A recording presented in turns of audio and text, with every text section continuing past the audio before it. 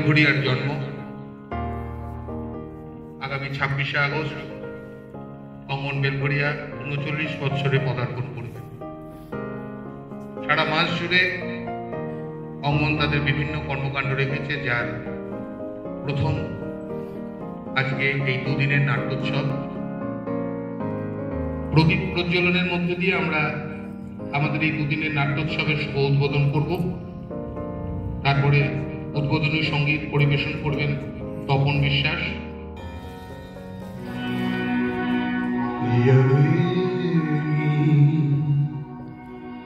প্রস্ফুরন্নিব ধৃতির্নথমাতু আদ্রিব মৃড়া সুক্ষত্র মৃড়ায় যদেমি कृत्वा समहदीनता प्रतीपं जगमाशु चेत् कृत्वा समहदीनता प्रतीपं यगमाशु चेत् मृडा क्षुक्षत्र मृडया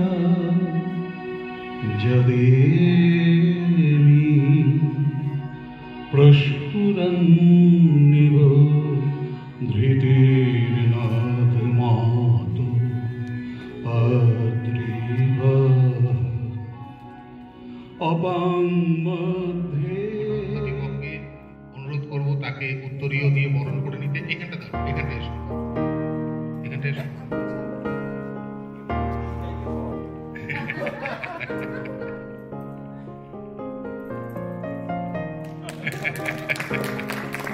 একটু ফুল এবং সামান্য একটু মিষ্টি।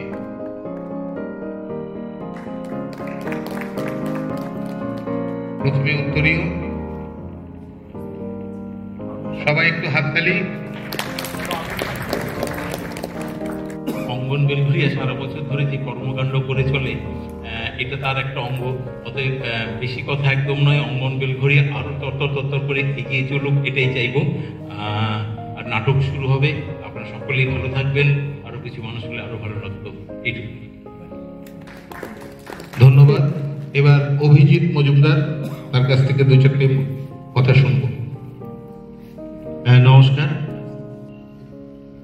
মঞ্চে আমার অগ্রজ নাট্যজনেরা রয়েছেন এবং সামনে যারা উপস্থিত সকলেই প্রায় আমার পরিচিত। তাদের প্রত্যেককে আমার অন্তরের অন্তঃস্থল থেকে ভালোবাসা। আছেন সকলে আমার পরিচিত এবং নাট্যমতি, সকলকে নমস্কার, অভিনন্দন জানাচ্ছি। প্রকৃতি বিমুখ হয়েছে, তাই বলে কি নাটক থেমে থাকবে? না, তা কখনোই হতে পারে না। নাটক চলবে, নাটক দীর্ঘজীবী হোক, লং লিভ থিয়েটার।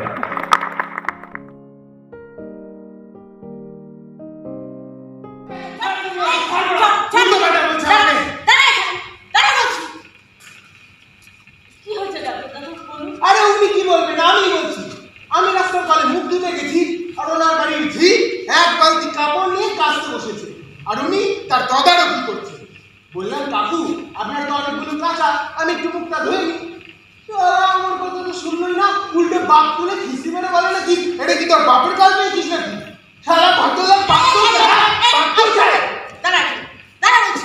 আমিও তেমনি বালতি সরিয়ে চট করে মুখটা ধুয়ে নিলাম। ওর কথা যদি সত্যি হয় তাহলে তো কোনো দোষ পারেনি।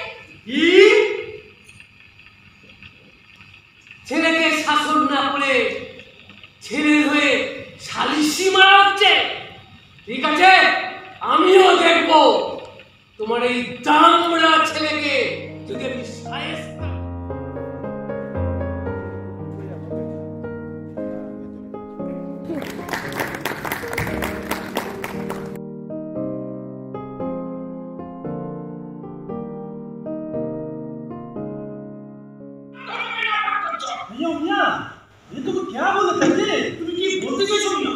আমি যা বলতে চাইছি তার জবাব তো দিবে। আপনার মেয়ে কি বলছো কি চাচা? আমি তো কিছুই বুঝতে পারছি না। কিছুই বুঝতে পারছিস না? হ্যাঁ, কিছুই বুঝতে পারছিস না, তাই তো বলি এই খবরটা লোকটাকে এত আগলে আগলে রাখে। আরে মিয়া, তুমি এত রহস্যপূর্ণ কথা কেন বলছো? যা বলার সাফ সাফ বলো না, কি হয়েছে? তোর মা এই এই তোরা আমার কাছে কি জবাব দিবি রে? হ্যাঁ, কি জবাব দিবি? भैया तुम्हें तो ना घुमा फिरा के क्यों बोल देता जी? जो बोलना है साफ साफ बोलो ना जी। ये लोग मुसलमान धर्म का नापाक कर दिया। हाँ, ये लोग मुसलमान नहीं है। अच्छा की बोलছো কি? যা বলছো ভেবে বলছো তো? কি করে জানলা? কি করে জানলে সব? করে জানলাম তোর আম্মিকে জিজ্ঞেস করলে কেন? তোর আব্বু হিন্দু না মুসলমান?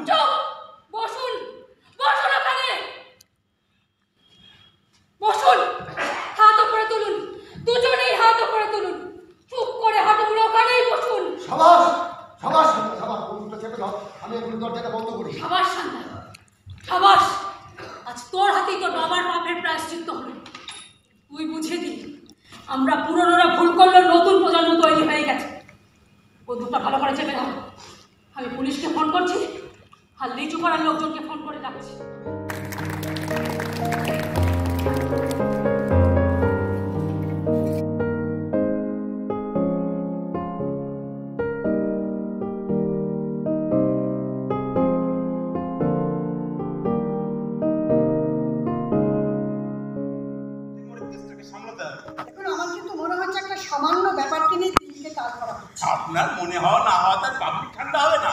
এই অচল অবস্থা কাটাতে একটা ব্যবস্থা তো আমাকে নিতেই হবে। হ্যাঁ, কিন্তু আমি তো মানুষটাকে প্রায় 20 বছর ধরে চিনি।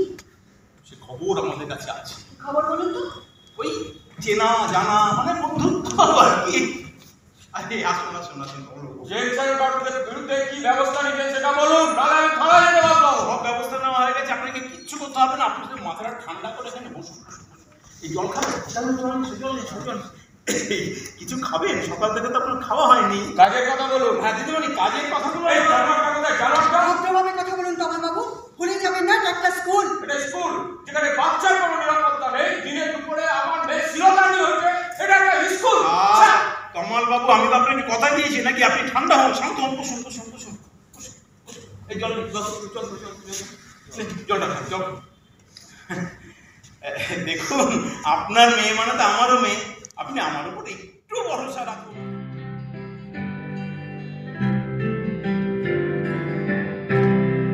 আগুনের পরশমণি সমাকারে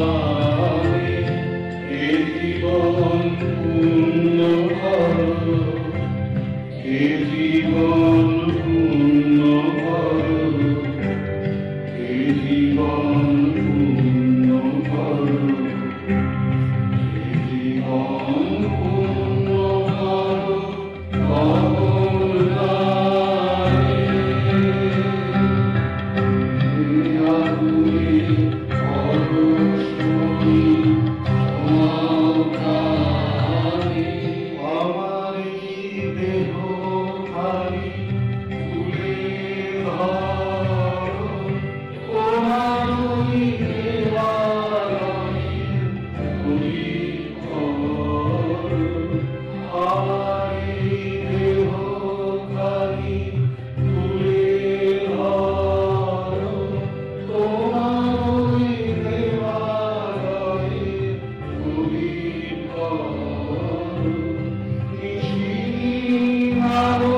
শিখা